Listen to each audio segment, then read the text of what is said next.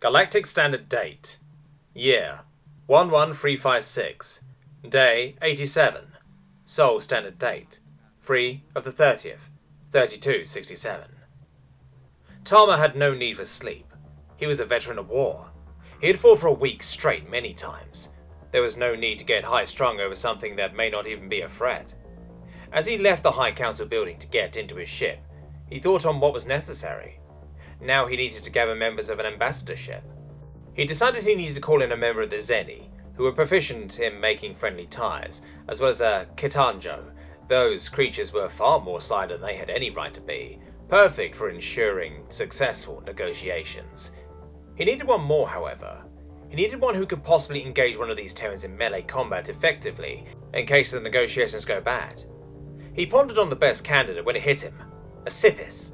Their long, muscular bodies should be able to wrap around the extending limbs of the Terran, giving me enough time to draw my weapon and kill the Terran.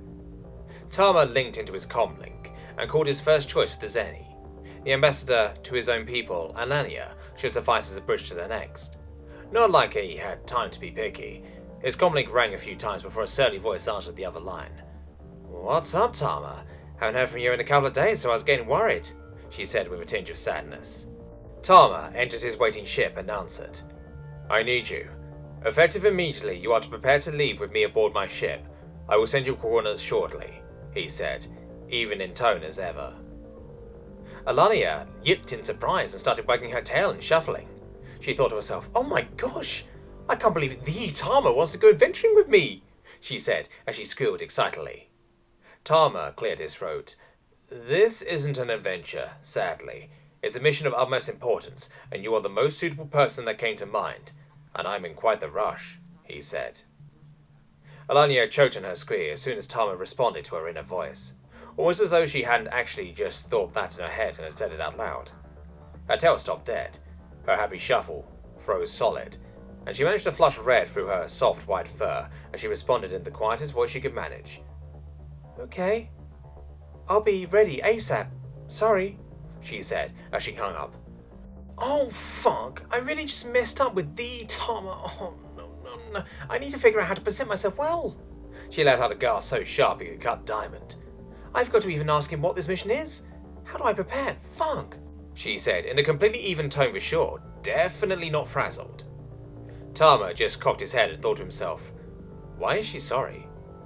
Tama dialed the next member of the ambassadorial mission, Saren, the Kintanjo lawyer who was a specialist in cases involving non-Kintanjo species.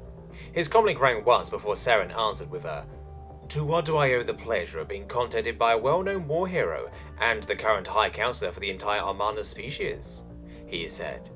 Tama engaged his ship's engines and began to lift off as he answered, "The Galactic Combat has need of your skills. Now, we have a time-critical mission, and as such I need you to be prepared to leave for a week.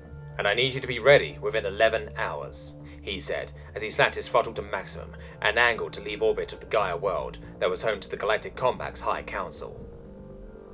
Saren's heart started pounding, and one question popped up in his head. "How bad is it, Tama?" he asked shakily. Tama engaged the hyperdrive, headed towards his home world, Dirt. As the hyperdrive counted down, he answered Saren's question. "Yes, it is bad," he said, as the hyperdrive brought him up to 5000 C and cut off his call. Saren dropped to his knees and called his family just in case. Tama needed one final call to be made. As soon as he dropped out of hypercruise near his home Dirt, he called his old friend Sliv. His comlink rang for what seemed like an eternity before Sliv picked up. "Tama, what a surprise! I know this can't be about my offer to come help me with my mercenary work. So, what do you need of me, my old friend?" he said in a soft tone. Tama looked towards the inky black of space with a look of sadness. "I need your help, and I need it now. You're the only being I trust in my back for this. I will need you just in case negotiations go bad. You will have to hold a being that is possibly incredibly large, maybe even up to 4.5 feet tall, while I draw my hidden weapon to shoot it dead. If this mission fails, we will likely all die anyways, but I want to die fighting. If they become our enemy, we have little by way of hope. Please, grant me this," he said, voice crackling at the end. Sliv's jaw dropped. Tama's voice didn't crack. Tama didn't let emotions like fear and sadness reach the exterior. It was bad. "I will head you home in dirt now, Tama," he said, as he hurriedly grabbed all of his old war gear and headed to his ship.